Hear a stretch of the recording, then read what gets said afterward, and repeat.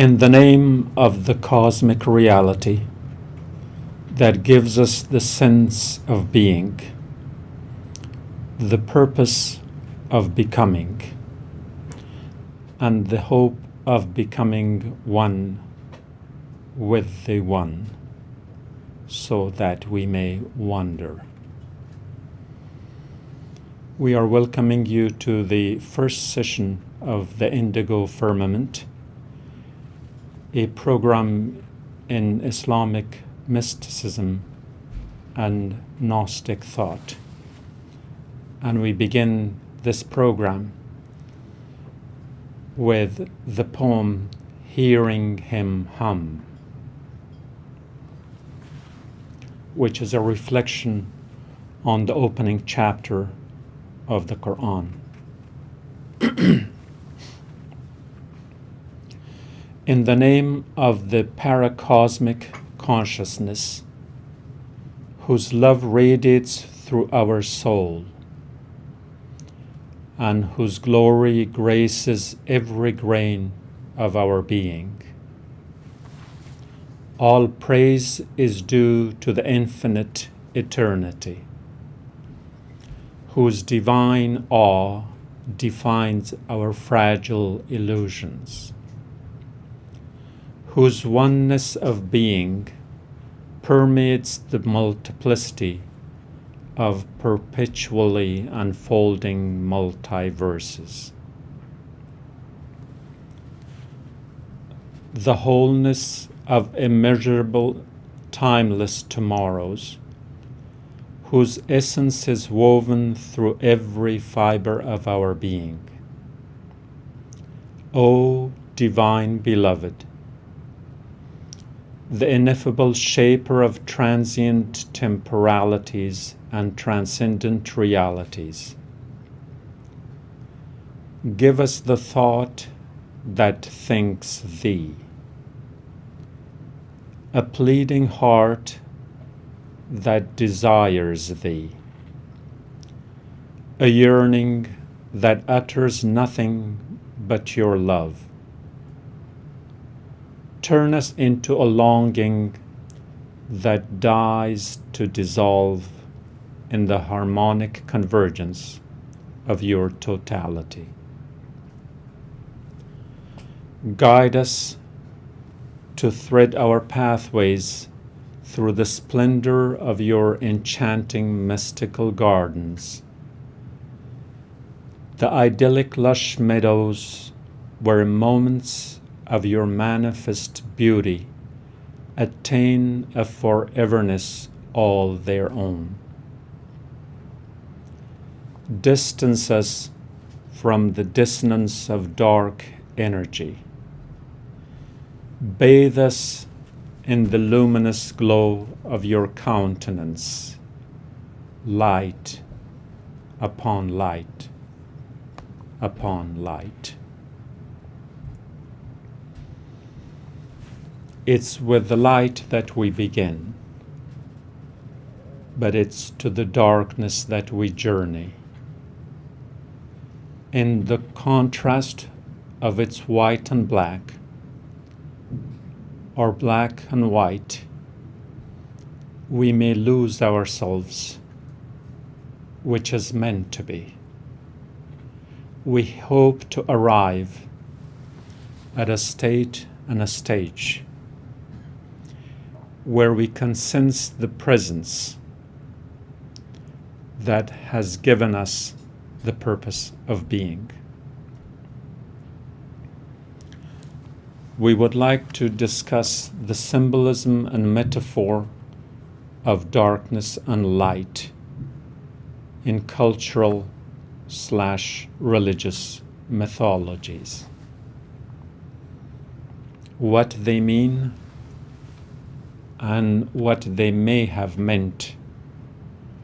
And then, of course, how we could interpret them so we can give some meaning to our sense of being.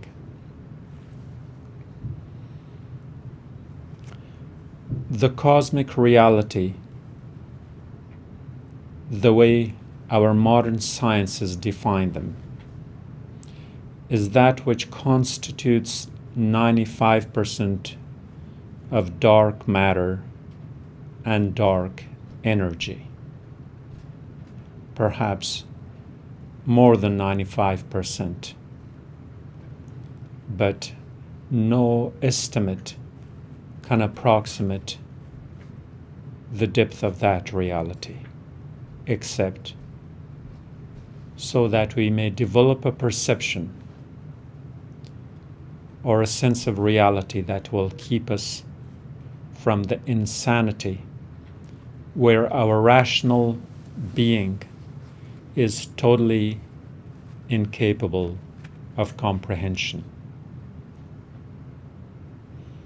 Next to that number, we leave only the 5% that is considered to be the matter that can be perceived, detected, acknowledged, but not really understood. If we go through the colors again,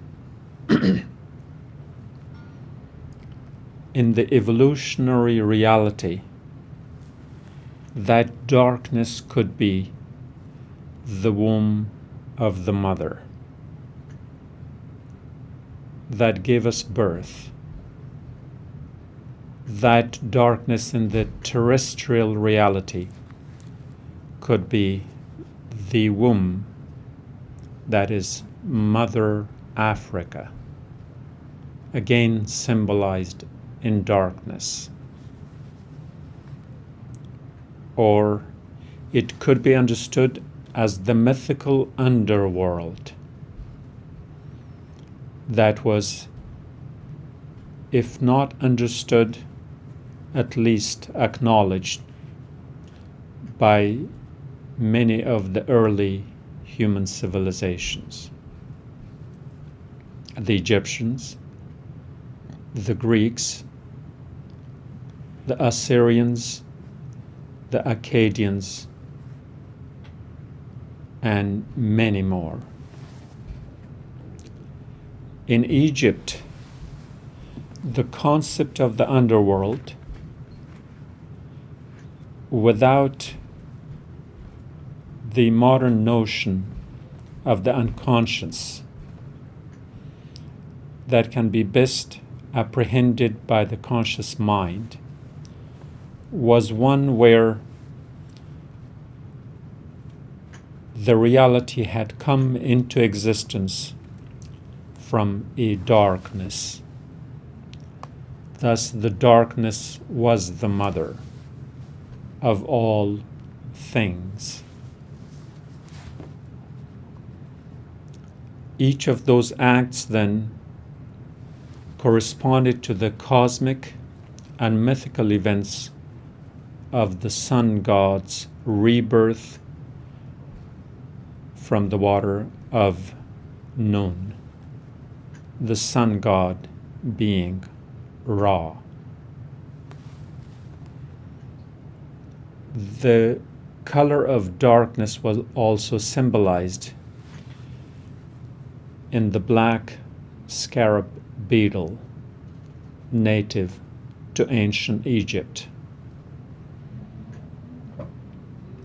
And that symbolism was given to the beetle because it's often found rolling balls of dirt and other matter. In other words, creating the resemblance of a celestial body that goes and grows with time. And thus, with all the celestial bodies, the sun god too had to descend on the western horizon, only to go through the darkness of the underworld. And that underworld is Nun or Nu, which comprised of primeval waters, and it represented the waters of chaos, of which Re-Autumn began creation. So Nun's qualities were boundlessness, darkness, and the turbulence of stormy waters. These qualities were personified separately by pairs of deities. Thus, it was in the darkness of the underworld that birth, or perhaps rebirth, was given to the sun one more time, so it could rise on the eastern horizon.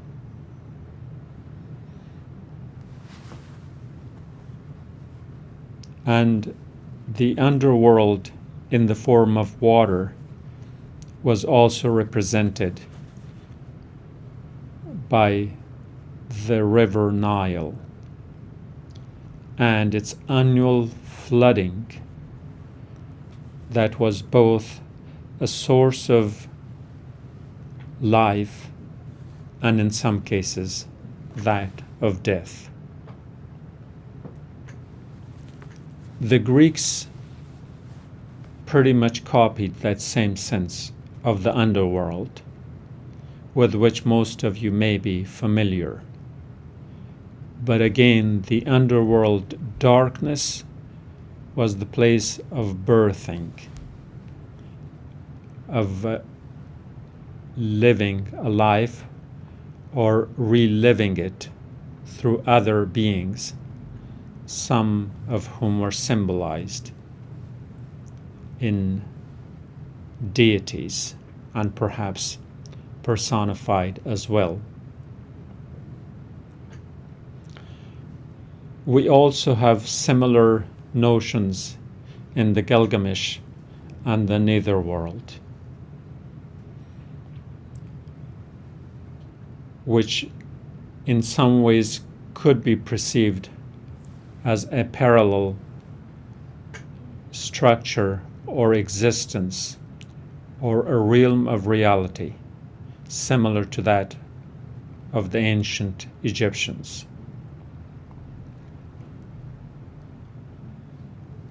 We also had the Sumerians, who had similar notions of existence, where they then created the human characters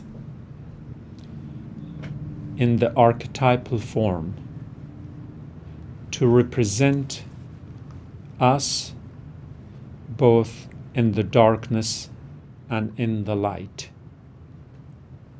Their concept of the darkness and the light was named Lilith and Adam. Lilith and Adam were then borrowed by the Hebrews, where Adam, the archetypal man, had a spouse in the name of Lilith as the archetypal woman. Lilith also means darkness. Again, this darkness is not one of negativity or the social and cultural values that we attribute to this color in our modern times. Rather, the darkness is one of birth and birthing, of creating the archetypes that we have eventually become. In Islam too, we use the same myth, the myth of Adam and in a cultural, at a cultural level, the myth of Eve as well. Although the cultural level, Adam and Eve may be the equivalent of Lilith and Adam, but the Quranic version is somewhat different. In the Quran, there's no Lilith. That darkness has disappeared. There is only one Adam, an androgynous one, representing both the masculine and the feminine archetypes in the existence of this one being. Now, we have also the narratives of creation and of the Garden of Eden that are somewhat parallel to the Judeo-Christian tradition, but in critical ways they are different in the Quranic parlance, especially in respect to the role of the feminine archetype, which Quran is very different. It's devoid of attributing all the negativities to the feminine as it's generally perceived in the Judeo-Christian tradition. So Adam and Eve, at the cultural level, descend to the earth, or they fall, however you would like to perceive it. And then they create a place of worship, which has another symbolism of the darkness or the dark color, which is the black stone at the corner of Kaaba. And again, that darkness of the black stone, in a way, it's allegorically to the human heart, because especially in the Islamic mystical thought, the human heart is compared to Kaaba, or the place of worship. So you could circumambulate the Kaaba in Arabia, or you can circumambulate your own heart within you. They could both be black inside, or they could be draped with a black curtain around it. The objective, at least in respect to the human heart, is that we are tasked to cleanse it,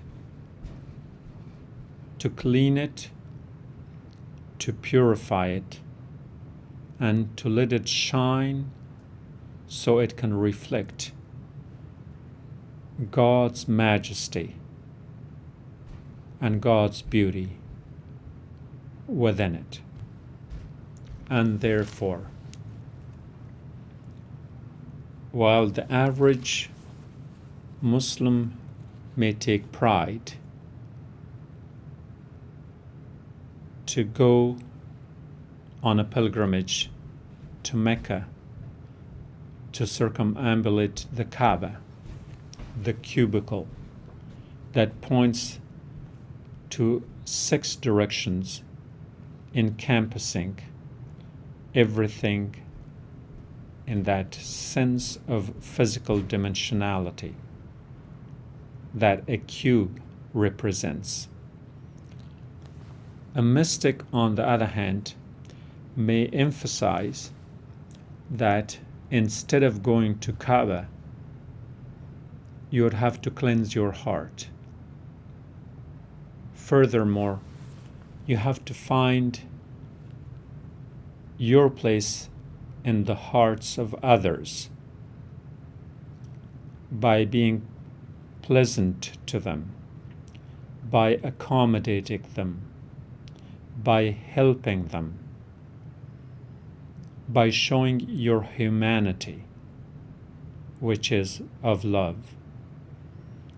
And the more you share your humanity through love, so that you can find a place in the heart of those around you, you would have, in essence, and in the process, cleansed your own heart so well that the image of God could be reflected within it. That is the true objective of mysticism when you live it, not when you merely talk about it. So Kaaba represents that, at least in the geographic dimension. But Kaaba, or the city surrounding it, Mecca,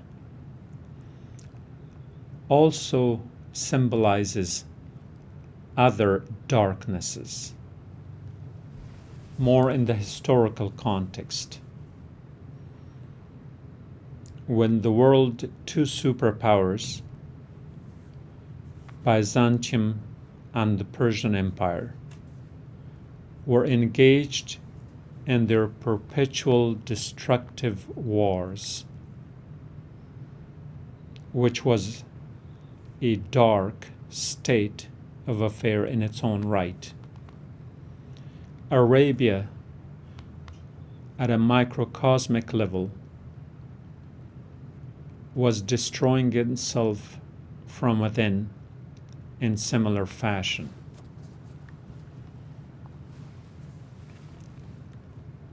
The intertribal rivalries and wars that went on and on for most of the year. There was social injustice. There was economic unfairness. There was the denial of dignity to those whose skin color happens to be dark, black, their enslavement. They were also denying dignity to the newborn who had come from the wombs of their mother, who happened to have a womb within themselves. Thus, the female infanticide was the norm. There was the darkness in the sense that the gods they claimed to worship were commercialized, and they were inviting business investment in the name of their gods and for their gods. So in every sense of the word, Mecca was in darkness, in spiritual darkness, and a darkness from which people run to some light, to some hope, so they could rise above. There was such a Meccan who once in a year took refuge in a dark cave, a cave in the proximity of Kaaba, on a high mountain, where he had the advantage of a panoramic view to see the world around, where he had the advantage of looking down upon the township of Mecca and could feel all the miseries that its population was subjected to, where he had preached for most of his life, trying to turn away people from the practices that put their humanity to shame. He was raised as an orphan.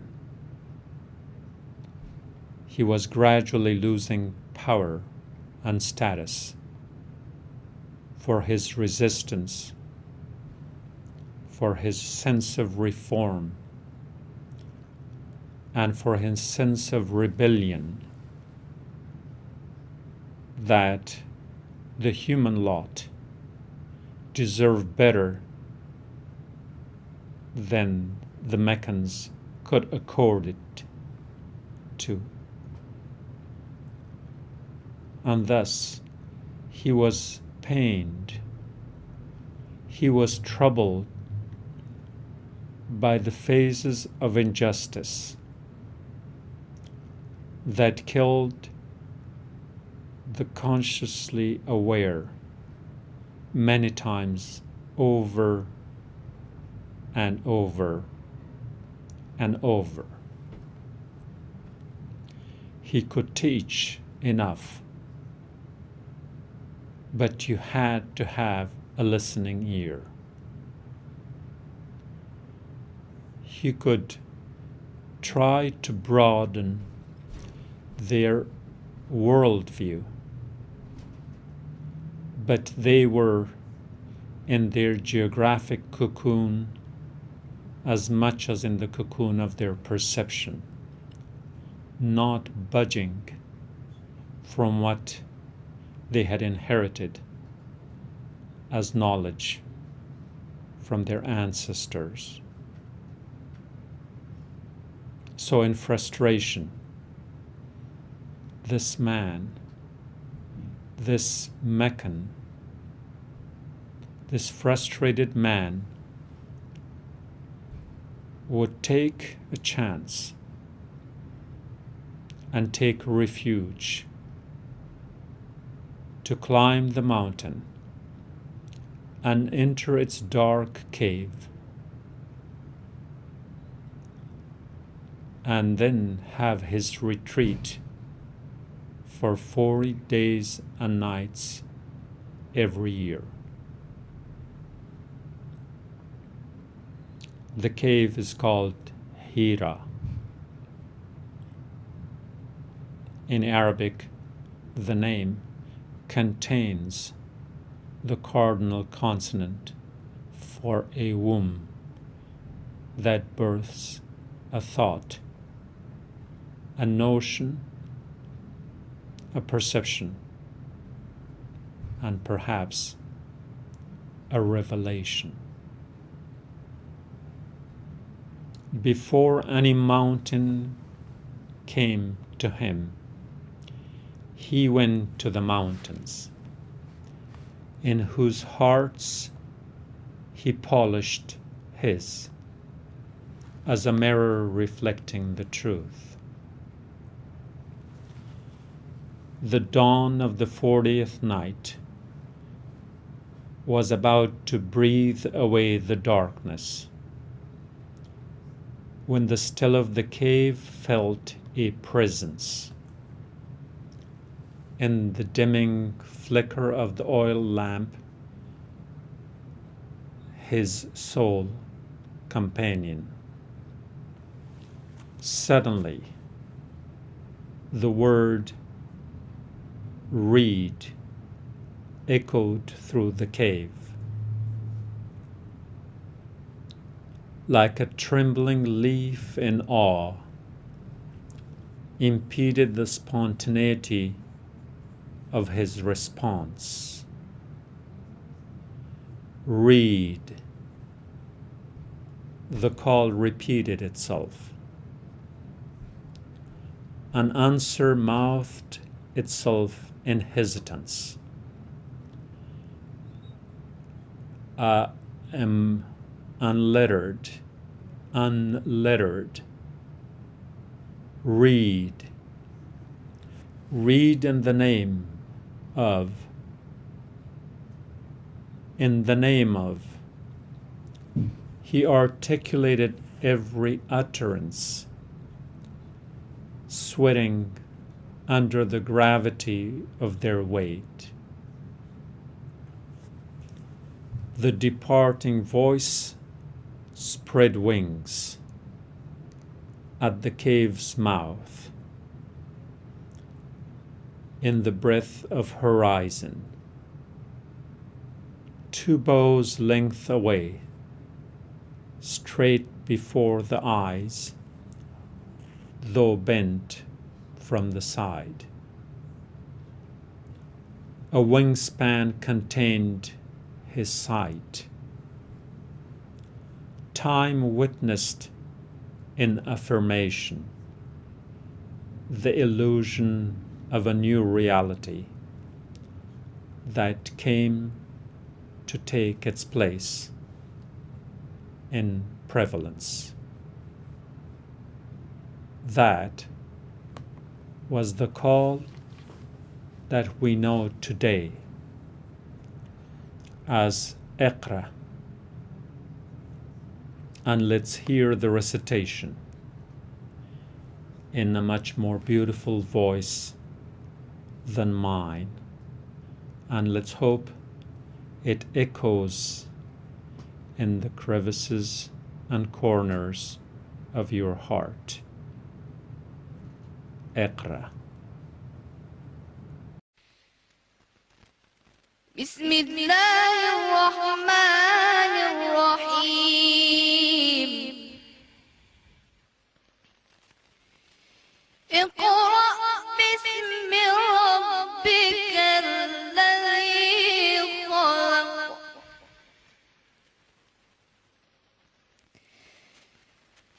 خلق الإنسان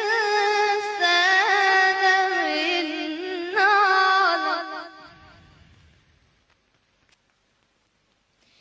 اقرأ باسم ربك الذي